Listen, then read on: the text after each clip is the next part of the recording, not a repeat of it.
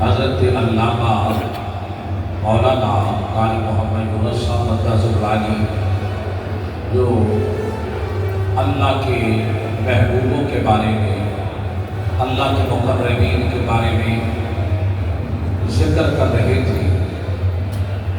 جب اللہ کا محبوب بندہ دنیا سے رخصت ہوتا ہے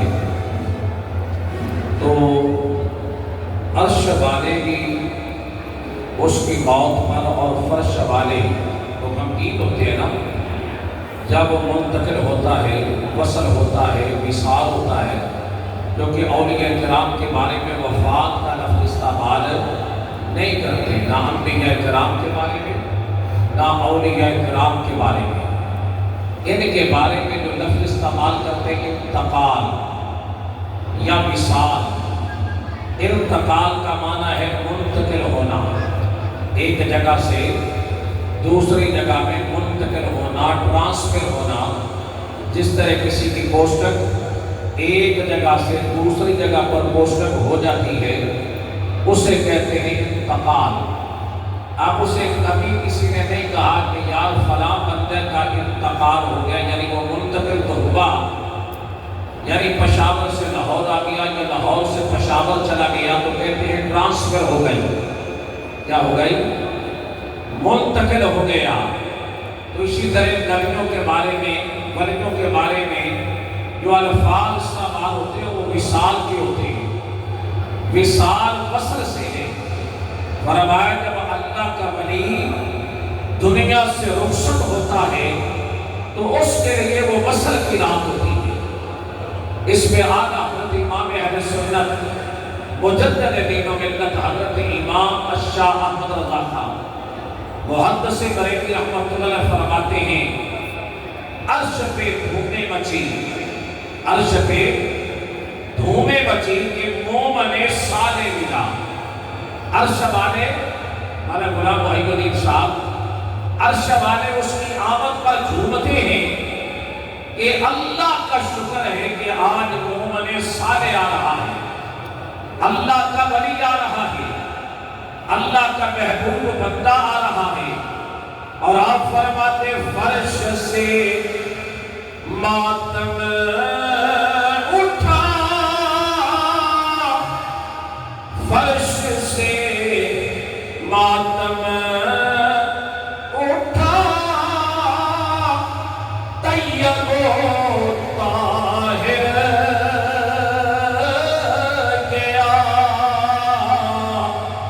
عرش پہ دھومیں مچی، مومن صالح ملا۔ تو اس کی جدائی میں فرش والے تو آنسو بہاتے ہیں، روتے ہیں، غمگین ہو جاتے ہیں، مگر عرش والے کہتے ہیں اللہ کا شکر ہے کہ آج کوئی نیک بندہ آ رہا ہے، صالح بندہ آ رہا ہے۔ اور یاد رکھیں جب ان کے وصال کا دن ہے تو ہم اس مناتے ہیں اور زائرین آتے ہیں، عقیدت مندان آتے ہیں، دور و نزدیک سے آتے ہیں، عرس میں شریک ہوتے ہیں۔ عرس کی وجہ تسمیہ کیا ہے؟ اور عرس کا ثابت ہونا بھی حدیث مصطفیٰ سے ثابت ہے۔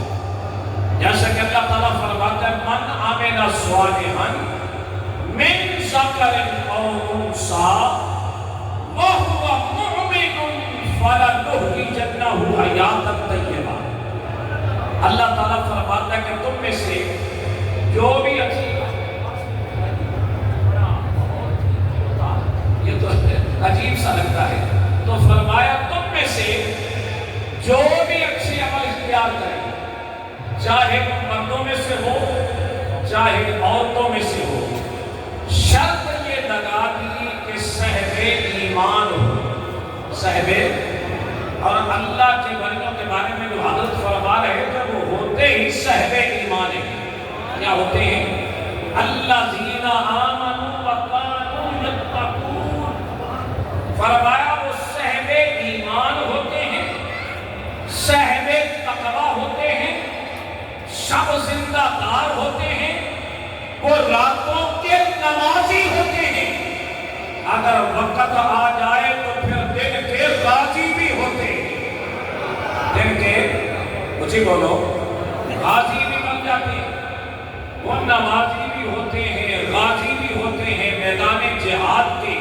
تو بہرحال فرمایا من عمل صالحا، تم میں سے جو بھی اچھے عمل اختیار کرے، شرط یہ ہے کہ صاحب ایمان ہو۔ ایمان کا دوسرا نام ہے عقیدہ۔ دوسرا نام کیا ہے؟ عقیدہ، یعنی اس کا عقیدہ صحیح ہو، اس کی سمت صحیح ہو، اس کے نظریات صحیح ہو، اس کا نظریہ، اس کا عقیدہ درست ہو۔ ایمان کی یہ ڈیفینیشن ہے، اور ایمان کی تعریف ہے لا ایمان لمن لا محبت، فرمایا اس کے دل میں محبت مصطفیٰ ہو، عشق رسول ہو۔ تو اس لیے فرمایا ایسا بندہ، توجہ ہے آخری بات کروں، اسی میں میری بھی حاضری ہو جائے۔ میں نے ایک ایک بڑی ترجمہ اور صرف ایک حدیث عرض کر کے ہم نے جناب اختتام کی طرح بڑھ جانا ہے۔ اب فرمایا کہ ایسا بندہ یا بندی، فرمایا جو صاحب ایمان ہو، صحیح العقیدہ ہو، عمل صالح کرنے والے، شرط یہ ہے کہ صاحب ایمان ہو۔ تو آگے اللہ تعالیٰ فرماتا ہے فَلَنُحْيِيَنَّهُ حَيَاةً طَيِّبَةً، تو اللہ تعالیٰ ارشاد فرماتا ہے پھر ہم انہیں مرنے کے بعد حیات طیبہ عطا فرماتے ہیں، یعنی پاکیزہ زندگی، اعلیٰ زندگی اور ایسی عرفہ و اعلیٰ زندگی عطا فرما دیتے ہیں۔ اب یہ حیات طیبہ کیا ہے، اس پر ایک دو جملے عرض کرتا ہوں۔ اس پر بلکہ میں آل رسول کا، بلکہ خاندان رسول کے شہزادے حضرت امام جعفر صادق رضی اللہ تعالی عنہ، ان کا فرمان پیش کرتا ہوں۔ حضرت امام جعفر صادق رضی اللہ تعالی عنہ فرماتے ہیں جس بندے کو معرفت الہیہ حاصل ہو جائے، اللہ کا قرب حاصل ہو جائے، وہ بندہ کھاتا بھی حلال ہے، پہنتا بھی حلال ہے، اور ایسا بندہ دنیا میں چلتا پھرتا زندہ ہے، چلتا پھرتا زندہ ہے، دنیا میں چلتا پھرتا بھی زندہ ہے، اور مرنے کے بعد وہ مزار میں بھی زندہ ہوتا ہے، مزار میں بھی زندہ ہوتا ہے۔ اس لیے کہ حیات طیبہ کیا ہے، فرمایا حیات طیبہ ہے معرفت الہیہ، اللہ کا قرب۔ فرمایا جس بندے کو معرفت الہیہ حاصل ہو جاتی ہے، پھر قبر میں اسے رسول اللہ کا دیدار ہوتا ہے، اس کی قبر میں مدینے کے تاجدار تشریف لاتے ہیں، اللہ کے محبوب کی جلوہ گری ہوتی ہے، اور جب اللہ کا محبوب بندہ دنیا سے رخصت ہوتا ہے تو اس کی موت پر فرش والے بھی رشک کرتے ہیں، آسمانوں کے ملائکہ بھی رشک کرتے ہیں، اور جب وہ قبر میں پہنچتا ہے تو قبر میں پھر اسے رسول اللہ کا دیدار ہوتا ہے۔ اب دیدار مصطفیٰ صلی اللہ علیہ وآلہ وسلم، قبر میں یہ تو آپ سب کو پتا ہے کہ سوال ہیں تین۔ کتنے سوال ہیں؟ تین۔ یہ سب کو یاد نہیں ہے، یہ بھی ہمارے آقا علیہ السلام کا کرم ہے کہ حضور نے ہمیں مرنے سے پہلے قبر کے سوال بھی بتا دیجئے، ان کے جواب بھی بتا دیجئے۔ احسان عظیم کر دیا ہمارے آقا، ہمارے کتنے جناب مہربان ہیں، ہمارے لیے کتنی ان کو فکر ہے، اور حضور چاہتے ہیں کہ میرا ہر غلام جو ہے وہ بخشا جائے، اس کی مغفرت ہو جائے۔ اب جناب بندہ قبر میں سوال تو تین ہے، من ربک ما دینک ما کنت تقول فی حق ھذا الرجل، مگر امام بخاری میں صحیح بخاری میں، اس میں صحیح بخاری میں انہوں نے جو سوال لکھا ہے، فرمایا یقیناً سوال باقی کتب میں، وہ اپنا مسلم شریف میں، ترمذی شریف میں، نسائی شریف میں، ابو داؤد شریف میں، دیگر کتب احادیث کے اندر سوال تین ہی ہیں، اس کا کوئی انکار نہیں ہے، مگر امام بخاری نے فرمایا قبر میں حقیقت میں سوال ایک ہی ہوگا۔ جو لوگ کہتے ہیں نا بخاری کو سب سے زیادہ قرآن کے بعد مستند مانتے ہیں۔ اب امام بخاری کے حوالے سے میں چھوٹی سی بات آپ کی خدمت میں عرض کرنا چاہوں کہ حضرت امام بخاری رحمۃ اللہ لوگ مانتے ہیں نا، دلیل مانتے ہیں میراث شریف کے حوالے سے کہ میلاد منانا کیا جی صحابہ نے منایا، ابو بکر صدیق نے، عمر نے، عثمان نے، علی نے، دیگر وغیرہ وغیرہ۔ اب حضرت امام بخاری کا تمہیں عقیدہ بتاؤں۔ حضرت امام بخاری رحمۃ اللہ جب حضور کی حدیث لکھتے تھے تو کیا کرتے تھے؟ پہلے غسل فرماتے تھے۔ حدیث لینے سے پہلے کیا کرتے؟ غسل فرماتے۔ غسل فرما کے خوبصورت صاف ستھرا لباس پہنتے، خوشبو لگاتے، اور پھر کیا کرتے؟ 2 رکعت نفل ادا فرماتے۔ اس کے بعد حضور کی حدیث آپ نقل فرماتے۔ آپ مجھے بتائیں کیا ایسا کرنے کا حکم حضور نے دیا؟ بولو نا یا سیدنا صدیق اکبر نے ایسا کیا ہو کہ حدیث لکھنے سے یا پڑھنے سے پہلے تم غسل کرو، لباس پہنو، نفل ادا کرو؟ کیا سیدنا صدیق اکبر نے ایسا کیا؟ عمر فاروق نے، سیدنا عثمان غنی نے، مولا علی شیر خدا نے کیا ایسا کیا؟ کوئی روایت کوئی حدیث پیش کر سکتا ہے؟ مگر اس کے باوجود تمام مکاتب فکر کے لوگ جو اس بات کو بیان کرتے ہیں کہ امام بخاری ایسے کرتے تھے، یعنی جو حدیث کا اتنا عمل کرتے تھے۔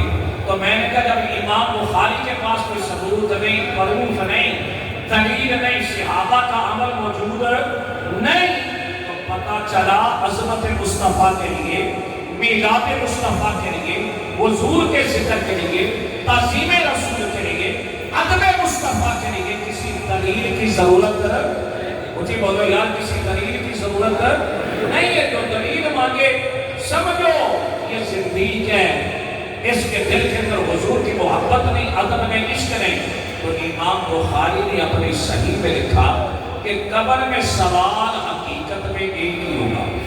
تو کون سا سوال ہوگا؟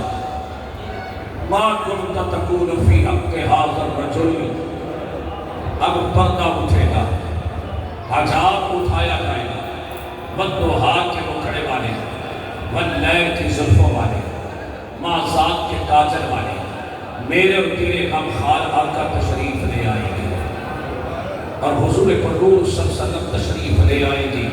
اب پوچھا جائے گا سرکار کے سامنے بتا ان کے بارے میں کیا کہتا تھا، کیا کہا کرتا تھا۔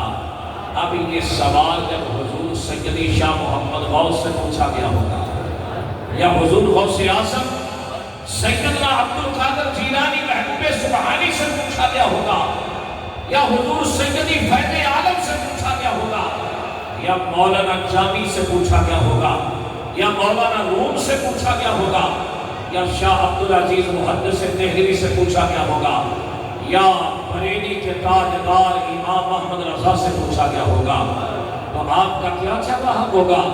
فرشتوں کیا پوچھتے ہو؟ کیا اب بھی یہ سوال کرنے کا کوئی جواز ہے؟ میں تو ساری جدائیاں، سارے رشتے ناطے توڑ کر ان کے قدموں تک پہنچا ہوں، کیا اب بھی یہ سوال پوچھنے کا کوئی جواز ہے؟ وہ کہیں گے آج رسول اللہ، یہ تو میرے رسول ہیں، میرے آقا ہیں، میرے غمخوار ہیں، میرے نجات دہندہ ہیں، میرے ملجا و ماوا ہیں، میرے غمخوار ہیں، میرے لجپال ہیں، میرے کریم ہیں۔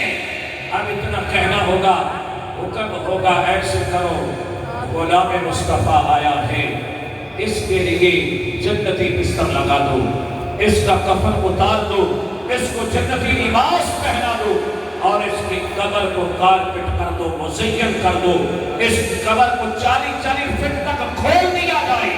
وہ جو اوپر سے چھوٹی سی قبر لگتی ہے 3 فٹ کی 4 فٹ کی، مگر اندر سے اس کا کنیکشن گنبد خضرا سے جڑ جاتا ہے، اور جنتی بستر لگا کر، کفن اتار کر، جنتی لباس پہنا کر، یہ بخاری کی حدیث میں پڑھ رہا ہوں، حکم آتا ہے سو جا، نم کنومت العروس، ایسے سو جا جس طرح پہلی رات کو دلہن سوتی ہے، پہلی رات دلہن سوتی ہے۔ بھائی ایسے جو سلایا جاتا ہے تو پتہ چلا کہ یہ اللہ کے ولی جو ہیں یہ قبروں میں موئے ہوئے، اور یار جی بولو موئے ہوئے۔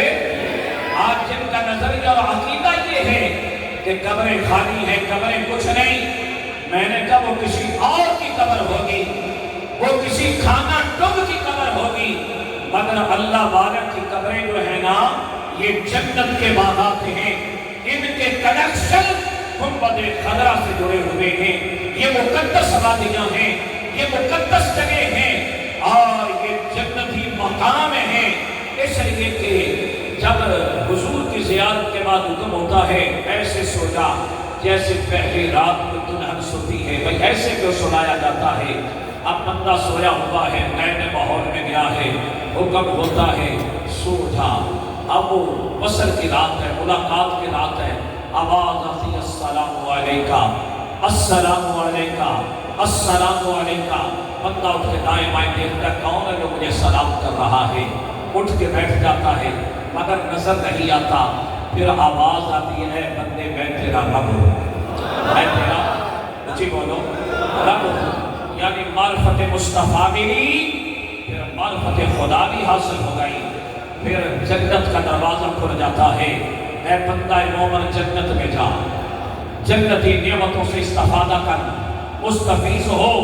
وہ جو بہت بڑا ڈرائنگ روم بن گیا، 20 فٹ دائیں بائیں، یعنی مشرق و مغرب اس کی قبر کو وسیع کر دیا، کشادہ کر دیا۔ اب وہ قبر جنت کے باغوں میں سے باغ بن گئی۔ اس لیے قبریں انہیں کے جنت کے باغات بنتی ہیں جن کے جناب جن کا تعلق جو ہے وہ مدینے کے تاجدار سے جڑ جاتا ہے، حضور کے قدموں سے جڑ جاتا ہے، اور پھر مصطفیٰ کے قدموں کے توسل سے پھر اللہ سے تعلق قائم ہو جاتا ہے۔ تو یہ اللہ والے موئے ہوئے نہیں ہیں بلکہ سوئے ہوئے ہیں، یہ موجود ہیں، یہ زندہ ہیں۔ اس لیے حضور غوث اعظم فرماتے نظرت الی بلاد اللہ جمعا کحضرۃ علی حکم اتصالی۔ تو کس دنیا کی بات کرتا ہے؟ یہ دنیا تو میرے سامنے اس طرح ہے جس طرح ہتھیلی کے اوپر رائی کا دانہ ہوتا ہے، مشرق و مغرب، شمال و جنوب۔ حضور شہنشاہ بغداد فرماتے ہیں یہ کائنات میرے سامنے اس طرح ہے جس طرح ہتھیلی کے اوپر رائی کا دانہ ہوتا ہے۔ یہ تو حضور غوث اعظم کا نیٹ ورک ہے جن کا کنیکشن گنبد خضرا سے جڑا ہوا ہے۔ جب ان کی نگاہ بصیرت کا یہ کمال ہے تو پھر مدینے کے تاجدار کی نگاہ بصیرت کا کمال کیا ہوگا؟ تو اس لیے وہ روس جو ہے یہ عرس سے بنا ہے۔ تو جس دن جناب والا پھر اللہ کے ولی کے وصال کا دن آتا ہے پھر وہ اس کے عرس کا دن ہوتا ہے۔ عروس کے معنی ہے شادی، پھر وہ شادی کا دن ہوتا ہے، پھر اللہ کی مخلوق آتی ہے، عقیدت مند آتے ہیں، سائرین آتے ہیں، اولیاء کرام آتے ہیں، بڑی بڑی جلیل القدر ہستیاں تشریف لاتی ہیں، اس اللہ کے ولی کے عرس کی تقریب میں شامل ہوتی ہیں۔ اس پہ حضرت بابا فرید نے شکل فرماتے ہیں اٹھ فریدہ ستیا، اٹھ فریدہ او ستیا تے میلہ دیکھن جا، میلہ دیکھن جا۔ میلہ کہتے ہیں میر کو جیسے آپ آچائے دونوں نزدیک سے تشریف لائے، اس کو کیا بولتے ہیں؟ میلہ۔ اٹھ فریدہ ستیا تے میلہ دیکھن جا، میں کوئی بخشیا مل جاوے تے تو بھی بخشیا جا۔ اس لیے کہ اللہ والوں کی عرصوں میں جانا چاہیے، اللہ والوں کی محافل میں جانا چاہیے، ان کے عرصوں میں شریک ہونا چاہیے۔ اس لیے کہ وہاں اللہ کے ولی بھی آتے ہیں، برگزیدہ ہستیاں تشریف لاتی ہیں، وہاں ملائکہ بھی آتے ہیں۔ تو فرمایا اگر کسی کے ساتھ تیرا ہاتھ لگ گیا، مصافحہ ہو گیا، اگر کسی کے کندھے سے کندھا بھی لگ گیا تو اللہ تیری بھی بخشش فرما دے گا۔ وہاں آنے والے جنت کے حقدار بن جاتے ہیں۔ فادخلی فی عبادی وادخلی جنتی، فرمایا میرے نیک بندوں کے ساتھ شامل ہو جاؤ، نیک بندوں کی صف میں آ جاؤ، میں تمہیں جنت میں داخل کر دوں گا۔ ہمیں جنت بھی ملے گی تو مریضوں کے صدقے سے ملے گی، اسلام ملا، ایمان ملا، صداقت ملی، دیانت ملی، شرافت ملی، اخلاقیات، کردار سازی، جو کچھ بھی ملا ہے اولیاء اللہ کے صدقے سے ملا ہے۔ اس لیے دوستو وہ خوش نصیب لوگ ہیں جو ان کے دامن سے وابستہ ہیں۔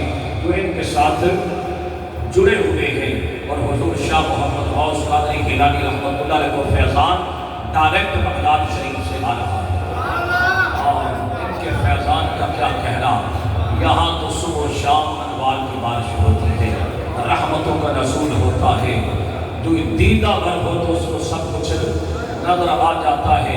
حضرت فرما رہے تھے بے ادب کی جانے سال ادب کی، حضرت پیر بابو فرماتے ہیں، حضرت سلطان العارفین حضرت سلطان بابو رحمۃ اللہ علیہ فرماتے ہیں، آپ فرماتے بے ادب کی جان او سال ادب دی، کہ بے ادب تھی او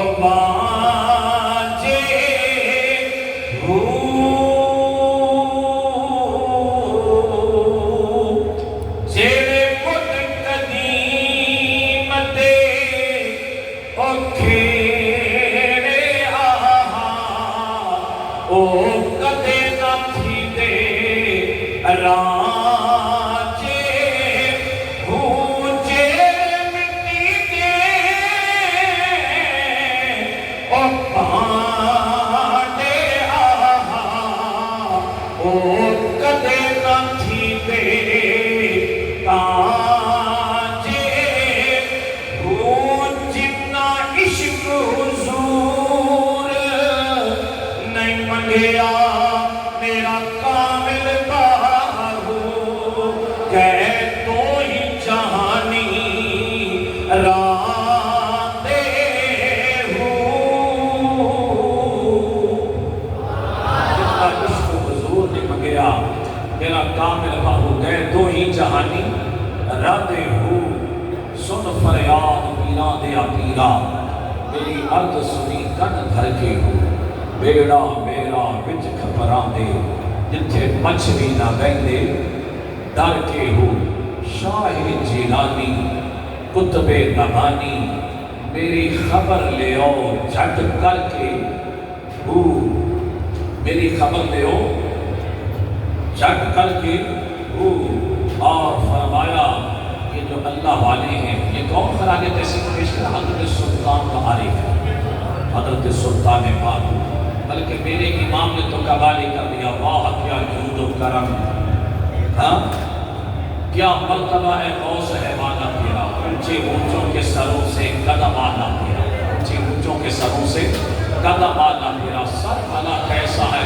کوئی کیا جانے کے ہے تیرا، اولیاء ملتی ہیں آنکھیں وہ ہے طلبا تیرا، سارے اقطاب جہاں کرتے ہیں کعبے کا طواف، کرتا ہے طواف در والا تیرا، جو بنی قبر ہوئے بعد ہوئے یا ہوں سب عقل رکھتے ہیں میرے آقا دل میں تیرا، تو ہے وہ غوث کے ہر غوث ہے شیدا تیرا، تو ہے وہ بیس کے ہر بیس ہے پیاسا تیرا، اس لیے میری دعا ہے کہ ہم ان کی تعلیمات کو عام کریں، ان کی تعلیمات پر عمل کریں، اور اس میں آنے کا مقصد بھی یہی ہے کہ جتنے آئے ہیں یہاں سے وہ جناب والا اپنے آپ کو چینج کر کے جائیں، بدل کے جائیں، اور اپنے آپ کو شریعت کے سانچے میں ڈھال لیں، اور اصل جو بزرگوں کا میسج پیغام ہے وہ یہی ہے۔ اس لیے دوستو آج ہم بزرگوں کی تعلیمات سے دور ہوتے جا رہے ہیں، تو یہ کچھ رسالے حضرت صاحب تشریف لائے ہیں اپنے ساتھ، وہ علماء کو اور اہل محبت کو الحسن کے نام سے جو کابل سے جو ماہنامہ 15 روزہ نکلتا تھا، تو اس دفعہ وہ ختم نبوت نمبر کے نام سے چھپا ہے، اس میں بڑے پیارے مضامین ہیں اور بڑی بڑی علمی شخصیات کے مضامین ہیں، وہ انشاءاللہ حضرات کو پیش کیے جائیں گے۔ اب میں ملتمس ہوں شہزادہ غوث والا صاحبزادہ والا شان آل نبی اولاد علی جگر گوشہ پیر سید مکرم علی شاہ صاحب رحمۃ اللہ علیہ کے شہزادے، جن کی شدت سے کمی محسوس ہو رہی ہے، وہ ہر اس میں ہمارے درمیان موجود ہوتے، مگر آج تقریباً 50 لوگ ہو گئے ان کے وصال کو، تو ان کے جانشین اور مسجد نشین تشریف لاتے ہیں۔ محترم جناب سید حسن بادشاہ قادری گیلانی مدرسہ العالی تشریف لا کر کلامات کچھ آپ حضرات کے سامنے پیش کرتے ہیں شکر مبارک کرتے ہیں، اس کے بعد انشاءاللہ دعا